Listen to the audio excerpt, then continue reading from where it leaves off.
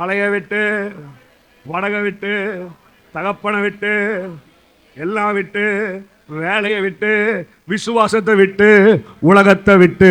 இப்போ இவங்க எல்லாம் ஏன் விட்டன்னு கவலைப்பட்டிருந்தா அவங்க ரொம்ப யோசிச்சிருப்பாங்க.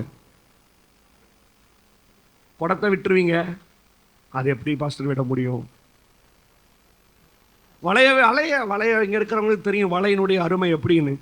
ஃபஸ்ட்டு நான் நினச்சிருந்தேன் வலை ரேட்டெல்லாம் ரொம்ப கம்மியாக இருக்கும், வலையெல்லாம் அவ்வளோதான், என்ன மீறி போனால் 10,000 15,000 வரும். நானும் அப்பா ராமேஸ்வரம் போகும்போது ஒரு வீட்டில் எனக்கு சாப்பாடு கூப்பிட்டு போனாங்க, வெளியே வலை பின்னிட்டு இருந்தாங்க. நான் கேட்டேன் எவ்வளோயா அந்த வலை? பாஸ்டர் இந்த வலை மட்டுமே 3 லட்சம் ரூபா அப்படின்னாங்க. என்னது 3 லட்சமா? இது வெறும் மீன் பிடிக்கிறதுக்கு பாஸ்டர், இன்னும் நண்டு பிடிக்கிறதுக்கு ஒரு வலை வச்சுருக்கிறோம், இன்னும் கனவா பிடிக்கிறதுக்கு இன்னொரு வலை இருக்குது.